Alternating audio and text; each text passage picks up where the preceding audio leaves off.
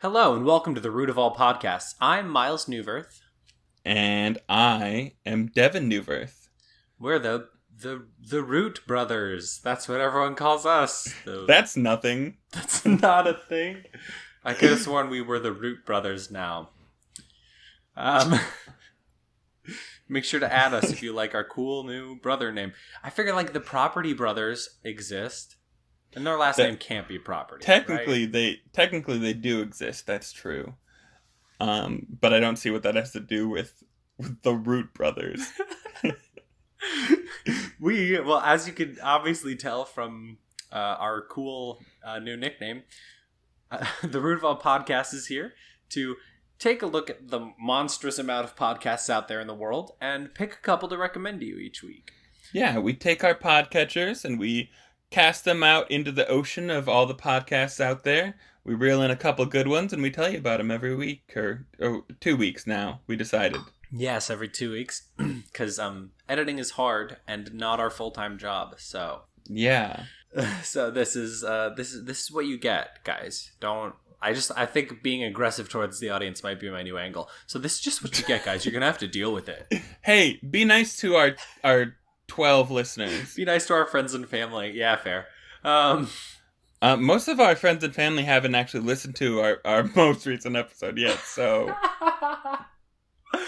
True, so they're slacking. Anyone out there who has listened to our most recent episode, what'd you think? Just send me a text message to 555-5555, and I won't get it, because that's not my phone number.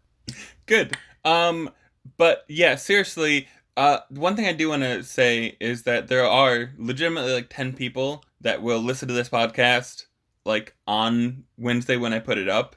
Because I put it up in the evening and then Thursday morning I check and see how many people have listened to our podcast. And there's every week like 10 people, which is super cool that 10 people care enough to find out what goofy things we're going to say that they immediately need to listen to it.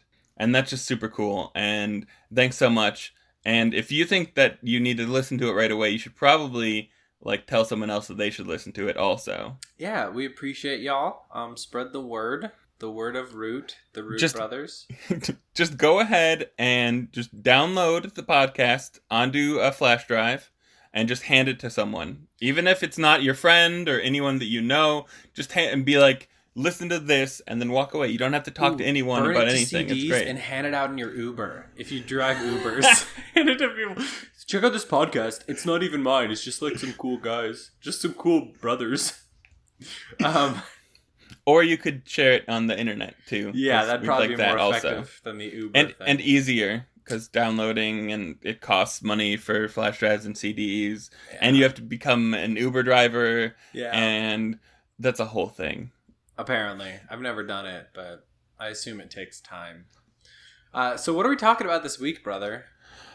This week, continuing in the theme of October and Halloween coming and all that fun stuff, we're going to talk about the not so fun topic of murder and true crime. Yeah, one of the biggest the sectors of the podcasting space, I'd say, is the murder and true crime sector.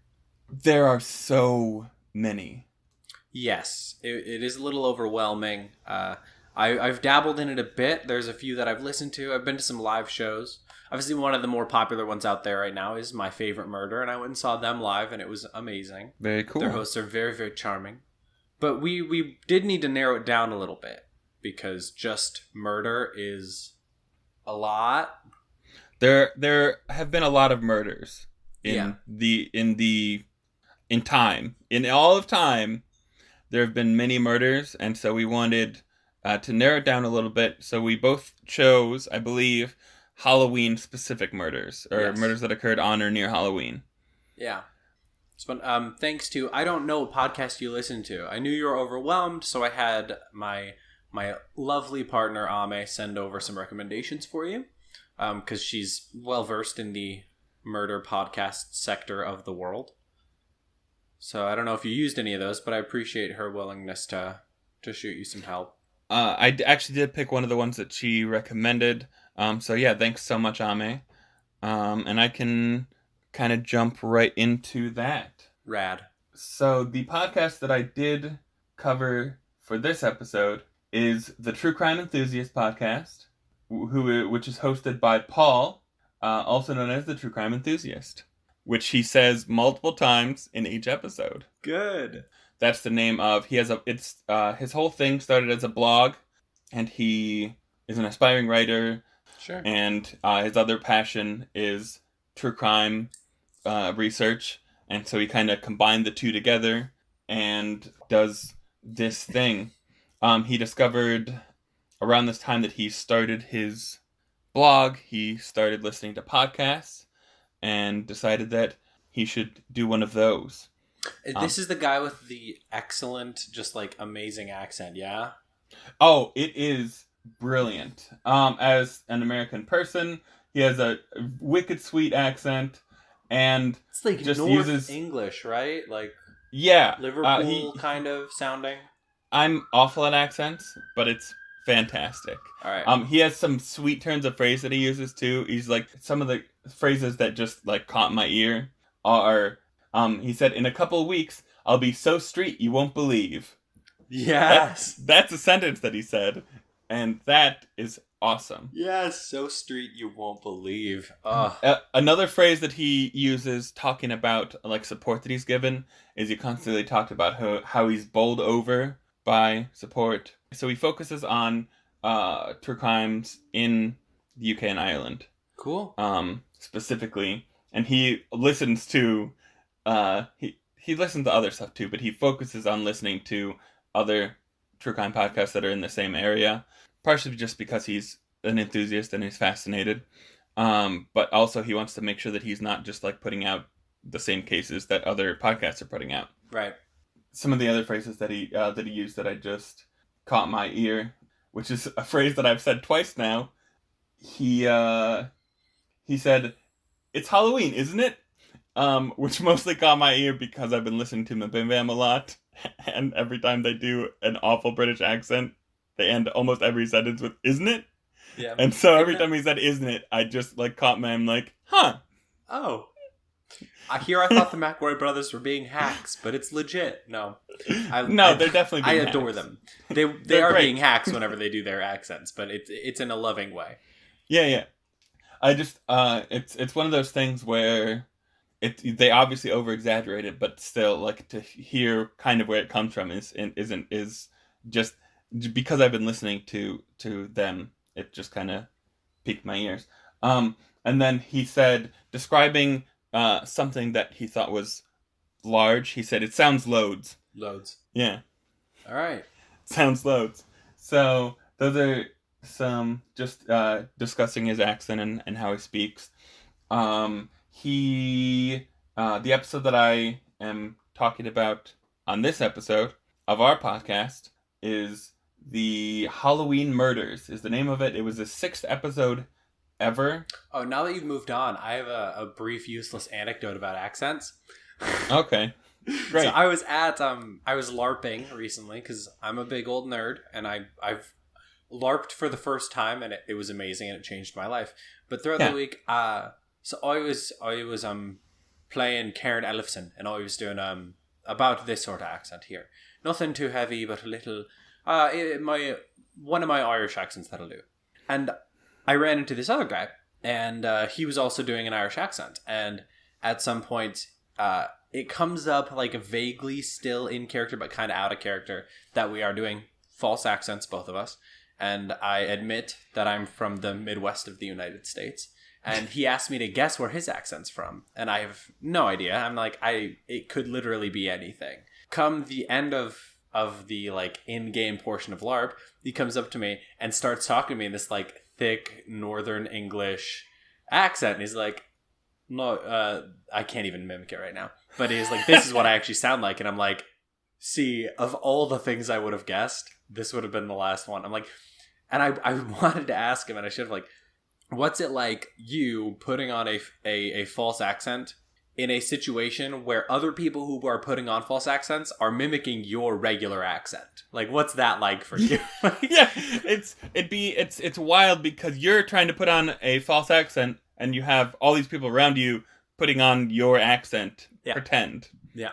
Yeah, I could see that being distracting. But it was funny. That's my my dialect anecdote. So we can get on to the podcast. I do have to step back 1 second. And you said the first time in your life you were LARPing. Yes. And in an organized capacity that may be true. Yes. But I do want to point out to our 10 listeners that throughout your childhood, you did wander into the woods with wooden swords and go questing with your friends. Yeah, I went questing a lot, which is like it's like, I guess questing is to LARPing what Munchkin would be to Dungeons and Dragons. Like, I don't really know the rules. You're just kind of wearing the trappings. You know, it's just like running around having fun. Yeah. I just want to say, like, you... But no, I was born to LARP. Like, You've been an unpracticing my whole life for LARPing it, enthusiast your entire life. Just to be clear, it's not like you just suddenly decided, I'm gonna go LARPing. Yeah. So, LARP episode coming soon. Keep your ears to the ground. All right. What murder? Okay, what murders did he talk about? I will get to that in just a moment. I want to talk a little bit more about his blog and podcast first. Still, he began his blog in the summer of 2016. He began recording and publishing his podcast in September of 2017. This Halloween episode that I'm covering is his 6th ever episode. He's done, I believe, over 100 now. So he's been at it for a while now, and so I am judging him on some of his earlier work. But, you know, I needed a Halloween episode, so them's the breaks. I did really enjoy listening to it. He spends, speaking about this episode in particular, he spends about 4 minutes kind of doing housekeeping and stuff at the beginning, making some little jokes, being a little lighter, that kind of stuff. And then at that 4 minute or so mark, he kind of dives into the episode proper and begins discussing the crimes, which in this case at least were murders. At that point, he just changed tone a little bit. It's a little bit more clinical. It's a little bit more respectful and reverential as far as talking about the people who, you know, have passed away from murder. Cause of death, murder. That's a weird way to put What's the COD, Ducky? Thing. Murder. The first murder that he talks about takes place on the Halloween of 1963. Okay. It is of Lillian Armstrong, Catherine Lillian Armstrong, who goes by Lillian. She was a retired school headmistress and spinster, which at the time she was an unmarried adult woman. So, yeah. So it's not like someone who does spin classes? Well, I mean, I don't think she did spin classes, no. She did, she was in her church choir, which she was actually supposed to go to choir practice on Halloween evening and never made it to Halloween practice. Oh, no. She lived at number 12 Goldspink Lane in the Newcastle Upentine district of Sandyford, once known as Doncaster House, which all kind of sounds like something out of like fantasy literature. Sure, yeah. But that's mostly any old address in the UK would sound like something out of fantasy at this point. Yeah. The morning after Halloween, she was found by police who forced their way into the house after they were contacted by her cousin who was concerned about her because she had went to the house and her blinds were closed. She didn't answer the door and she just had a general feeling of unease. And so she contacted the police and they forced their way into the house, and at about the 7-minute and 40-second mark, he describes her body and how they found it and some of the injuries, which I am not going to describe because this podcast that you're listening to right now is not a murder podcast. Yes. So, if you want to hear that, you can go listen to the True Crime Enthusiast podcast, and he will tell you all about it. So in terms of like layout and the way that he presents this information, does it seem to be like scripted and he's reading through something he's written? So yeah, he definitely, at least the first like half of his episode for sure, is something he is mostly word for word what he wrote from his blog. So he writes it out and then kind of records what he wrote. So it's definitely scripted. He's hosted alone, which means there's not back and forth banter. There's not a lot of weird tangents. But he definitely, you can tell that it's something that he cares about and is passionate about, and not because he loves murder. He actually says it can be a dark thing to bury your head into constantly, but as I try to express as a maximum on the show, no one deserves to be forgotten, and I'm one of those willing to step up and do my share to ensure their tales are heard. So it's about making sure that the people that are murdered or disappear or missing are not forgotten. I like that. And I think that's a really healthy way to look at something that could be really distressing. Yeah, that's really cool. So generally, he goes through. He has something he's written that goes through like the facts of the case, I assume, or yeah. So he researches and finds articles and stuff, and he kind of pulls that together and writes kind of the story. So, like I said, at about 7-minute mark is when, if you don't want to hear that description, you can take your headphones out or something until about the 7:40 mark, and then he's done with that description. Use that 30-second forward skip button. Yeah. Finally, he'll get some use for something besides skipping ads. Yeah. And then at about 11.5 minutes is when he has kind of laid out the facts, and then he kind of goes into some thoughts, opinions, hypotheses, one of those words. Hippocratic oaths. Hip hop anonymous. Why does he get all the easy ones? But so he kind of hypothesizes and explores some of that. But he does, before he starts doing that, he does specifically say, kind of from this point on, I'm hypothesizing. Cool. None of this is fact necessarily. It's just from all the research that I've done in this story and from other stories that I've seen. These are my thoughts, which is kind of a cool. It's very important that he separates the two things. But it's cool that because he has spent so much time researching, kind of gives some of his thoughts on some of it. And then at the end of that murder section, he talks about how there have also been stories at the house after the murder of like people seeing ghosts. Okay. So her house might be haunted. Cool. So I would love to do an episode about hauntings later, because I've been doing some research into that recently just for fun. Maybe you could cover the same house. A good, just fun hauntings. Throwback. I don't know. We'll see. I don't know how much information there actually is about the hauntings of that particular house out there. Who knows? And someone would have to do a podcast episode about that one house that was, yeah. So we'll see. I wonder if ghost podcasts are even fractionally as popular as murder podcasts. I'll have to look into it. Does Mabim Band count? Because they're kind of a ghost podcast. Sometimes. But only if you... I wonder if there's a supercut of all of the Haunted Doll watches on Mabim Bam. I know they're like... Ame listens to Two Girls, One Ghost, which is a good podcast for that sort of thing. And they're pretty popular, so... There's probably a market for it. We could find some episodes. Any like, rounding notes about the experience of the True Crime Enthusiast? So he does cover another murder, which takes place 17 years later, also on Halloween in 1980. As he's kind of setting the stage, the second murder takes place, like I said, in 1980 in Bristol. He gives a little bit more background about that area, and then quotes something from Wikipedia, and then immediately dunks on Wikipedia. Kind of like we just did like 2 episodes ago. Yeah.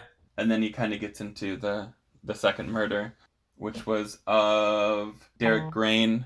The one thing that I noted was that he had light hair and a dyed black beard, that they used that fact because it was so distinctive. They were able to track his movements on the night of his death using his great big bushy beard. Okay. let me just give some of his information. I really enjoyed listening to the podcast. I really recommend it. He has a Facebook, The True Crime Enthusiast. His Twitter is at @TC_enthusiast. His Instagram is True Crime Enthusiast. His blog is truecrimeenthusiast.wordpress.com. And check him out. Rad. So now is the time in the podcast that we let you talk for a little bit instead of me. Wild. So I talked about a podcast this week called Misconduct. A true crime podcast. It's Misconduct, a true crime podcast. Okay. I'm going to give you their information first, just because I have that note up, and I'm going to put it away when I talk. So Great. You can support them on Patreon at Misconduct Podcast. You can find their Facebook page, searching up the same thing. Pretty much searching them on Facebook, their website, or Patreon. You just type in Misconduct Podcast, and you'll be able to find this podcast. Great. They have two hosts, Colleen and Eileen, which is fun. I enjoy their names because the similarity between them made it easier for me to remember them because names are difficult for me. But they were talking about the Napa Valley Halloween murders. Oh, yeah. Yeah, which was neat, which is cool. Apparently, when these murders happened, there had not been a homicide in Napa Valley for 3 years. So the police just hadn't dealt with one in that long. And what's neat about this podcast is they do some housekeeping up front, obviously, like all podcasts do. But they do seem to have, at least for the most part, a fairly scripted experience as well. They go out, do their research, put a script together, and then alternate reading it. Every now and then they will throw in some like anecdotes and stuff. But for the meat and potatoes portion of the podcast, it does seem to be fairly scripted. Very cool. They do have a fair number of episodes at this point. I'm not sure on their popularity. Ame said she had heard of it, so presumably it's a fairly popular podcast. But I wasn't super familiar with them, so it was cool getting to know them. They do cover... One neat thing about their coverage is at the beginning they talk a lot about the Napa Valley area. They talk a little bit about like personal experiences with it, as well as like it just a lot of like general positive things about it. Then they get into a lot of detail about the victims. They spend significantly more time talking about like these victims than they do the murderer, which I think is cool. Yeah. I think it's something that focusing on is a lot healthier.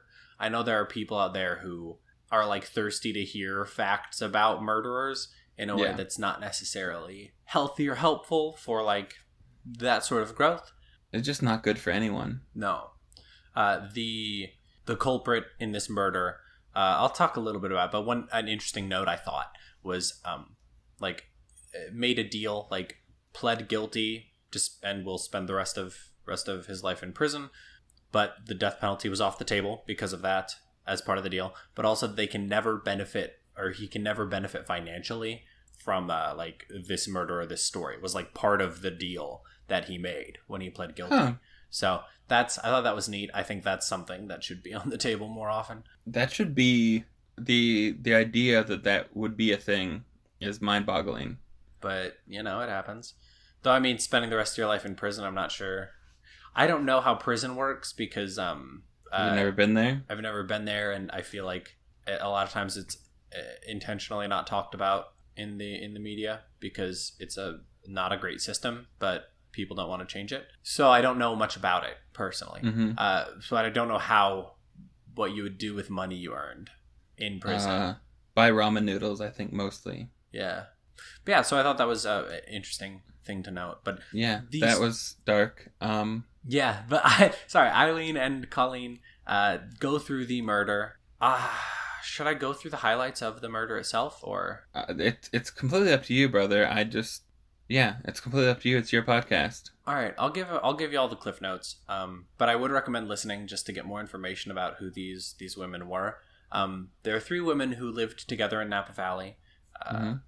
They spent the evening of Halloween handing out candy to children in the area, and at one point, one of the 3 heard someone break in and like runs away outside, and then like second guesses like whether or not they'll be able to get away, so they end up hiding. And eventually they go back inside to find the scene of the crime. Their other 2 roommates have been murdered. I don't have timestamps for when they describe what happened, but they don't describe it in too much detail. It was stabbing, That's all I'll give there. Yeah.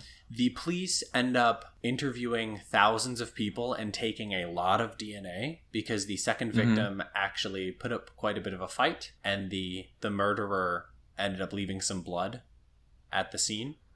So the police spend the next year and change taking a lot of DNA samples from people and interviewing like thousands of people, and they did not end up solving it until one day one of like the close friends of one of the victims, her husband ends up like first writing suicide notes to his mother and father. Then before he can do anything, his family talks him into going in and confessing. So he apparently did it. Yeah. And it was like he'd been, yeah. Yeah. That's, I really struggled like finding a podcast this week to the point where, yeah, just because listening to some of the details are like even stuff like that is hard for me to hear. But that doesn't mean that other people won't like it, and that doesn't mean that sometimes hearing stuff that's hard to hear is important too. But yeah, it's just wild. So they spend some time talking afterwards. They have like final thoughts. Yeah. And so they do things like at one point they pull up like an audio clip from the hearing afterwards where the mother of one of the victims ends up talking. And it's an interesting thing to hear. So I recommend checking them out. But they talk about like how this could occur, where the friend like didn't notice anything wrong, or like should people have done more to find out sooner, or some stuff like that.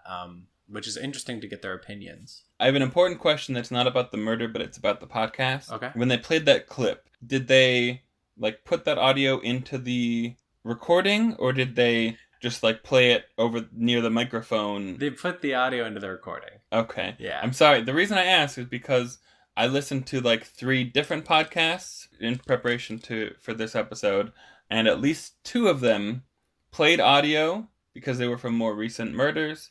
And they played audio, and they played the audio over their microphones, and it was super hard to hear what was going on. So that's something that is like as a quality of sound thing, I think is yes, yeah, and they have like other links. I assume on their website, but I have a bad memory. They have like links to articles they used and links to other like clips and stuff that they pulled information from. So if you did listen to them and wanted to get more information from the sources they went to, they provide that for you, which I think is really nice. If you do have an interest in this sort of thing. Yeah. So overall, I thought it was a well put together program. I'm not sure where this episode falls in their backlog. In their canon. There was one the reason I knew it was scripted is because they must have made an editing hiccup, and I don't blame them for this. I don't hold it against them. It's just how I know specifically it was scripted, where one of the people gave 2 readings of a line, and they didn't edit one of them out. So I was like, oh, okay. Like it sounded like they were reading off of a script, but that confirmed it for me. I'm like, okay, cool. Which it's interesting to me to know like how they do it, because I've listened to things where people like do research, but then like they do more of like a free form storytelling bantery version. Like My Favorite Murder has a lot more of the banter and bits of comedy to lighten there. There are a lot of different ones where they kind of like what we do with our episode, where they each pick a murder and then like each tell the other person who has not researched that murder about it, and that way you've got one person that doesn't really know what's going on as you're talking. Also known as the ideal podcast format. which is good. It does. When you're trying to tell a story, going off on too big of a tangent can be distracting sometimes. Yeah.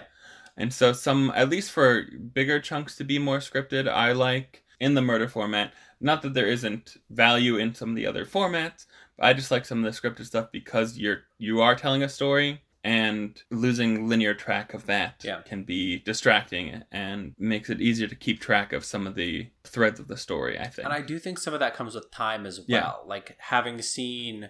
Like My Favorite Murder, one of the biggest names in the biz currently, like having seen them live, like them being like professional performers and comedians, and having done that for a long time before they started their podcast, as well as being really long ways into their podcast at this point, they are pretty good at that balance for the most part. And having seen them live, like they do know how to like make these tangents and jokes like fit in with the story and stuff like that. So it is something that where like practice makes perfect. Mm-hmm. And definitely the kind of podcast you're looking for, especially I feel like almost especially when it comes to this genre of like the murder and true crime podcasts. Like there's so many different options out there, and each one's a little bit different, and so there's so many choices, and they kind of all run the gambit of how many hosts, what kind of stuff going on, and how they talk about things. And so like if you're interested in any of this at all, no matter what your preference is as far as delivery, there's going to be something that will fit your preferences. 100%. Yeah. So I was a fan of Misconduct. I'll probably give a couple more episodes a listen on my commute, and I hope you guys enjoy it as well. I think I'm like, this so far has been a bit of a shorter episode, but I'm pretty comfortable with that. We didn't talk about a single kids TV show, so I think we'll have to make up for that next in 2 weeks. But if we have to pull double duty next time, we have to pull double duty. That's a cross we'll have to bear. Yeah. Do you want to throw it over to the algorithm, brother? Sure. We should definitely do that. All right. Inputting info now. Click, click, click, click, clack. Enter. Oh. All right. We're getting our printouts now. All right. It says here, Misconduct is for the true crime enthusiast. It's for people who specifically, it's a weird thing to note, but like with like a high empathy for these people, and people who care more about the victims than the murderers in these scenarios. If that's the part of crime that interests you, or something you want to spend more time looking into, the algorithm says you should definitely check out Misconduct. Great. My readout here says that the True Crime Enthusiast podcast is recommended for true crime enthusiasts, for anyone who thinks that it is important to remember the victims of crime, for fans of a northern British accent, and for the second week in a row, it is recommended for people who are not eating breakfast. Huh. Yeah. Now we should probably thank some people. Yeah. We already thanked Ame for her help picking podcasts, but I'm going to just double down on that and say thank you, Ame, for letting me use your microphone. Yeah, thanks for the help with the podcast, Ame. Thanks, Mom, for letting us use your computer for Skyping. And thank you to Dad for our help with the algorithm.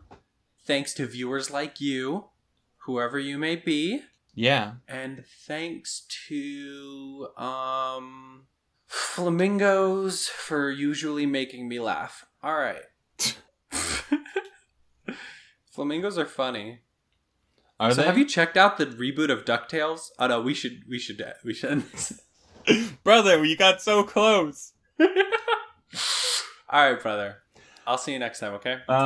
Wait, hold on. Before we go, we have our contact information. Oh, yeah. We're on Facebook at facebook.com/rootofpod, Twitter @rootofpod, therootofallpod@gmail.com, and also the Root of All Podcast on YouTube for anyone who really likes our logo and wants to stare at it for however long this episode ends up being. Also, we just put up on podchaser.com.